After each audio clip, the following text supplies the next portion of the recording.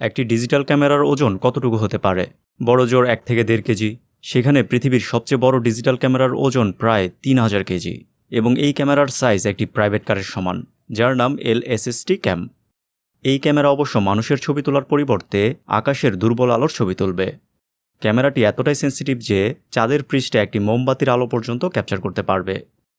প্রায় 12,000 কোটি টাকা ব্যয়ে তৈরি করা রুবিন টেলিস্কোপের জন্য এই ক্যামেরা তৈরি করা হয়েছে, যার রেজুলেশন 3200 মেগাপিক্সেল। সম্প্রতি এই ক্যামেরায় তোলা প্রথম ছবি প্রকাশ করা হয়েছে, যা সাধারণভাবে দেখলে তেমন কিছুই মনে হবে না, তবে বিশ্লেষণ করলে অভিভূত হবেন।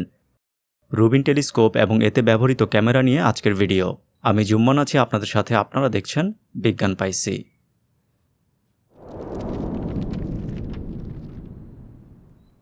লার্জ সিনোপটিক সার্ভে টেলিস্কোপ প্রথম প্রপোজ করা হয় 2001 সালে এবং কনস্ট্রাকশন শুরু করা হয় 2014 সালে। স্থান হিসেবে নির্ধারণ করা হয় চিলি, যেখানে আগে থেকে বেশ কিছু টেলিস্কোপ ছিল। চিলির নির্জন মরুময় পাহাড়ি অঞ্চল আকাশ পর্যবেক্ষণের জন্য খুবই চমৎকার জায়গা।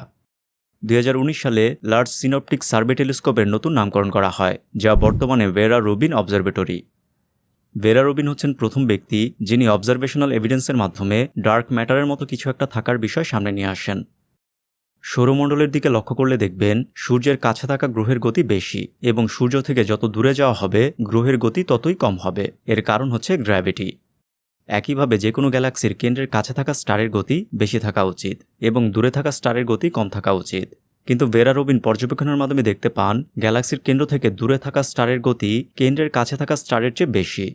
গ্যালাক্সির বাইরের দিকে থাকা স্টারের এমন গতি গ্র্যাভিটির মাধ্যমে ব্যাখ্যা করা যাচ্ছিল না, যা থেকে ধারণা করা হয় গ্যালাক্সির বাইরের দিকে অদৃশ্য ভর থাকতে পারে, যার প্রভাবে গ্যালাক্সির বাইরের দিকে থাকা স্টারের গতি বেশি পাওয়া যাচ্ছে এবং এভাবেই ডার্ক ম্যাটারের কনসেপ্ট সামনে আসে। ভেরা রুবিনের কাজের প্রতি সম্মান দেখিয়ে LSST এর নামকরণ করা হয় ভেরা রুবিন অবজারভেটরি। এই টেলিস্কোপে রয়েছে 8.4 মিটার বা 27.5 feet primary mirror, 3.4 metre secondary mirror এবং 5 মিটার টার্সিয়ারি মিরর। এই 3টি মিরর অতিক্রম করার পর ফাইনালি আলো 3200 মেগাপিক্সেলের ক্যামেরায় প্রবেশ করে। ফলাফল 9.62 square degree field of view পাওয়া যায়। এই ফিল্ড অফ ভিউ বিষয়টি কি তা বলার আগে বিশাল 3200 মেগাপিক্সেল ক্যামেরা সম্পর্কে বলে নেওয়া যাক। LSST ক্যামে 16 মেগাপিক্সেলের মোট 189টি সেন্সর রয়েছে, যা থেকে 3200 মেগাপিক্সেলের ইমেজ পাওয়া যায়। LSST ক্যামের সেন্সরগুলোকে -100 ডিগ্রি সেলসিয়াস তাপমাত্রায় রাখা হয়, যেন থার্মাল নয়েজ সমস্যা তৈরি করতে না পারে। LSST ক্যামে রয়েছে 6টি ভিন্ন ধরনের ফিল্টার। আল্ট্রাভায়োলেট ফিল্টার, যা উত্তপ্ত বস্তু যেমন নতুন তৈরি হওয়া সূর্য, সুপারনোভার মতো উত্তপ্ত বস্তু ক্যাপচার করবে। ব্লু গ্রিন ফিল্টার, যা গ্যাস ক্লাউড এবং তাতে তৈরি হওয়া নতুন স্টারের ছবি ক্যাপচার করবে। রেড ফিল্টার, যা উজ্জ্বল স্টার এবং অ্যাস্ট্রয়েড ক্যাপচার করবে।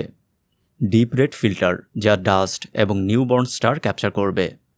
নিয়ার ইনফ্রারেড ফিল্টার, যা নাইট ভিশনের মতো কাজ করবে, অর্থাৎ দূরের গ্যালাক্সি এবং তুলনামূলক কম উত্তপ্ত বস্তু ক্যাপচার করবে।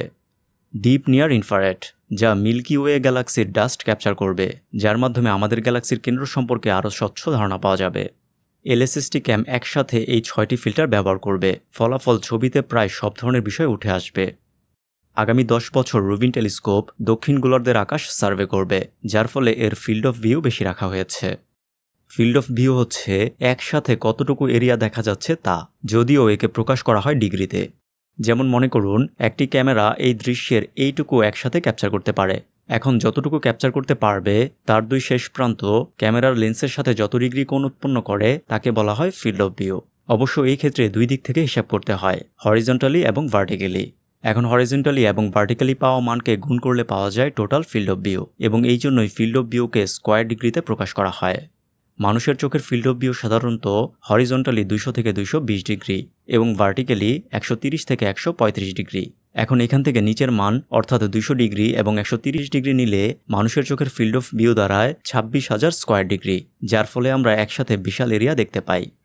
রুবিন টেলিস্কোপের ফিল্ড অফ ভিউ মাত্র 9.62 স্কয়ার ডিগ্রি, যা মানুষের চোখের তুলনায় খুবই নগণ্য, তবে অন্যান্য টেলিস্কোপের বিবেচনায় কিন্তু যথেষ্ট বেশি।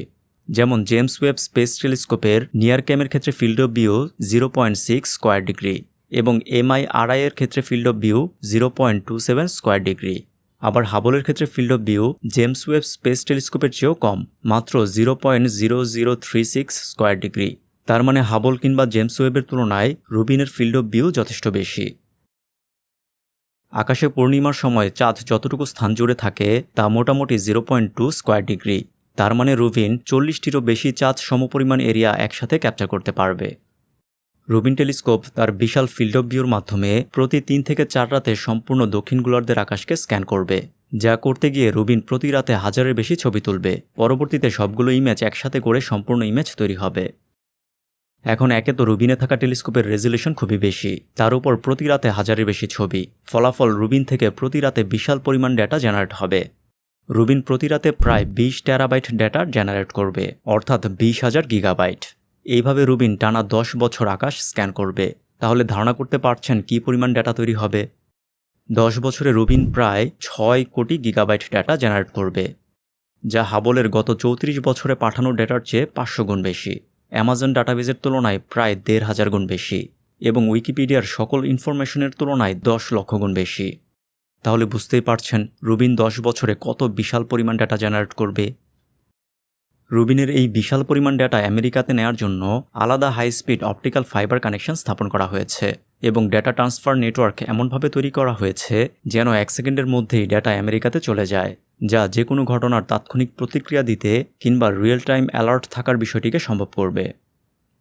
এত বিশাল কর্মযজ্ঞ, এত মানুষের সংযুক্ত হওয়া, পৃথিবীর সবচেয়ে বড় ডিজিটাল ক্যামেরা তৈরি করা, সুদীর্ঘ সময় ব্যয় করা, সাথে 12,000 কোটি টাকা খরচ করে রুবিন টেলিস্কোপ তৈরির উদ্দেশ্য কী কিংবা সায়েন্টিফিক গোল কী?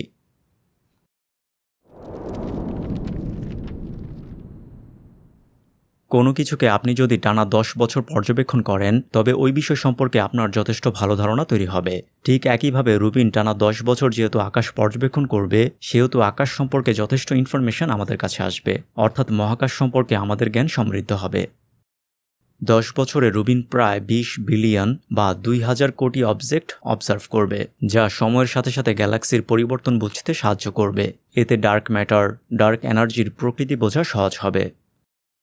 রুবিন প্রতি 3 থেকে 4 দিনে যেহেতু আকাশকে স্ক্যান করবে, ফলে প্রতি 3-4 দিনে আকাশে থাকা বস্তুর পরিবর্তন সহজেই বোঝা যাবে। এতে অ্যাস্ট্রয়েড, কমেট সহ সোলার সিস্টেমের অন্যান্য আনডিটেক্টেড অবজেক্ট ডিটেক্ট করা সহজ হবে।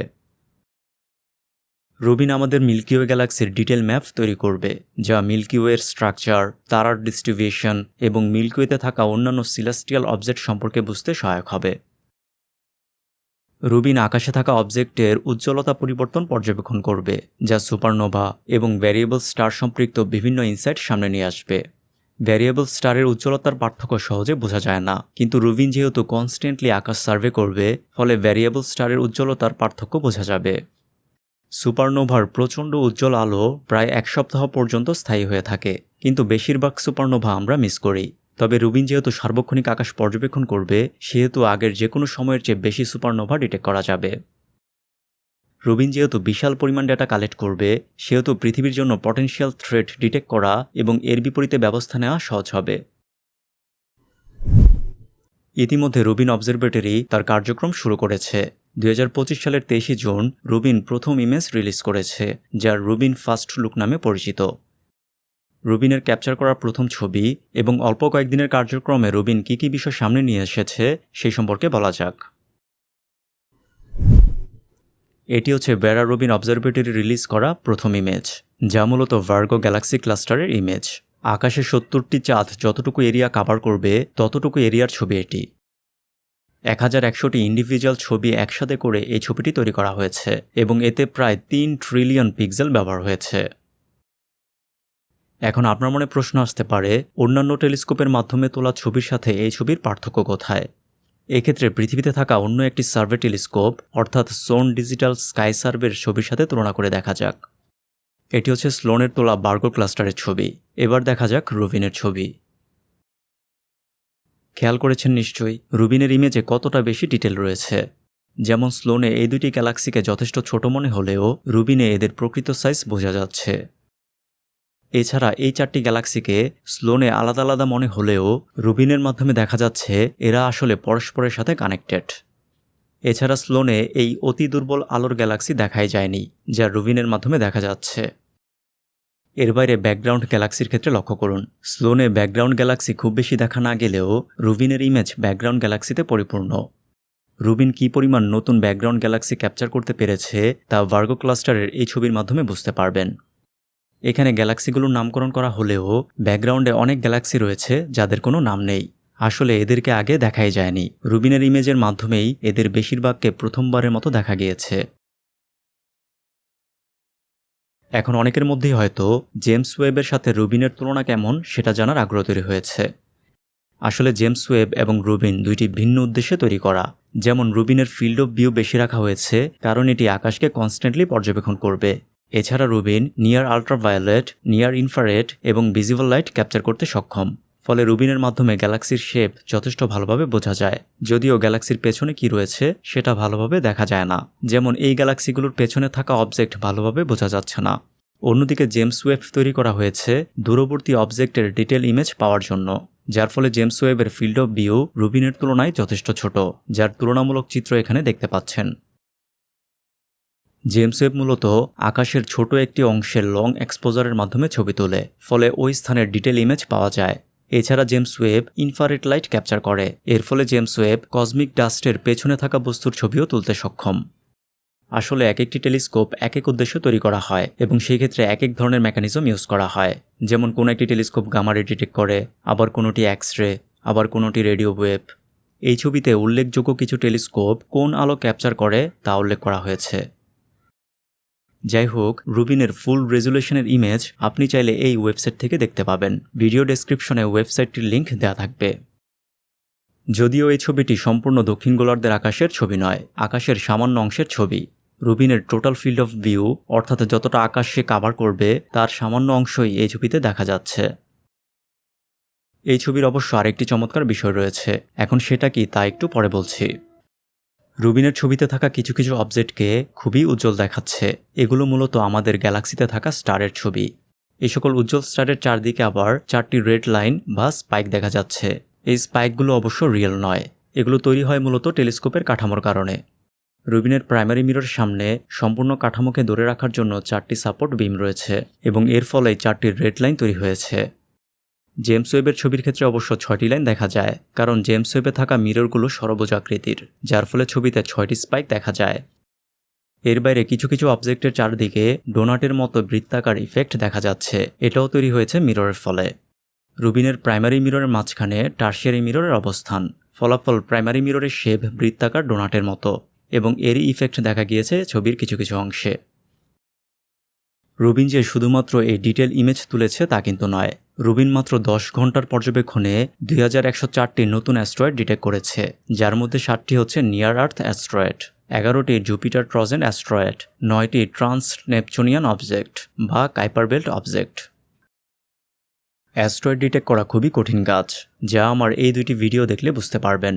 এখন রুবিন যেহেতু যথেষ্ট সেন্সিটিভ, সেই সাথে কনস্ট্যান্টলি আকাশের ছবি তুলতে পারে, ফলে ব্যাকগ্রাউন্ড স্টারের বিবেচনায় অবজেক্টের মুভমেন্ট সহজেই ক্যাপচার করতে পারে।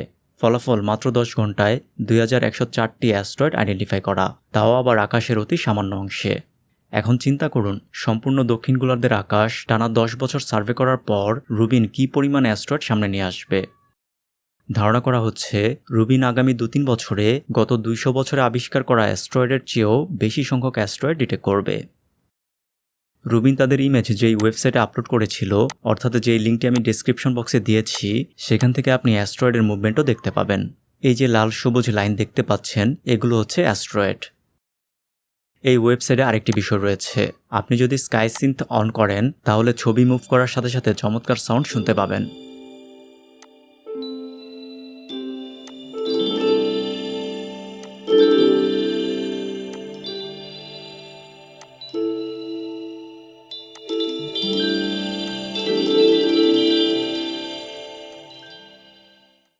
রুবিনের বিশাল ডেটা অ্যানালাইজ করা সহজ কাজ হবে না, এক্ষেত্রে চাইলে আপনিও ভলেন্টিয়ার হতে পারেন।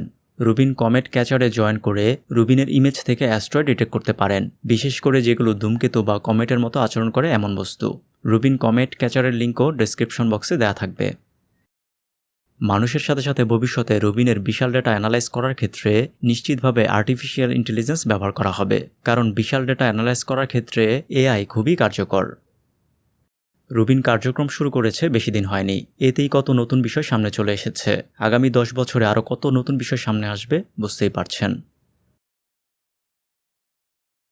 রুবিন ছাড়াও নির্মাণাধীন বিশাল কিছু টেলিস্কোপ সম্পর্কে আমার একটি ভিডিও রয়েছে। ভিডিওটির লিঙ্ক ডেসক্রিপশন বক্সে দেওয়া থাকবে। রুবিন টেলিস্কোপের জন্য ফান্ডিং করেছে আমেরিকার ন্যাশনাল সায়েন্স ফাউন্ডেশন এবং ইউএস ডিপার্টমেন্ট অফ এনার্জি। এদের মধ্যে ন্যাশনাল সায়েন্স ফাউন্ডেশন আবার লাইগোতেও ফান্ডিং করেছিল, যা মহাবিশ্বকে দেখার ভিন্ন এক ধরনের নতুন টুল। এই লাইগো সম্পর্কেও অবশ্য আমার একটি ভিডিও রয়েছে, লিঙ্ক ডেসক্রিপশন বক্সে দেওয়া থাকবে।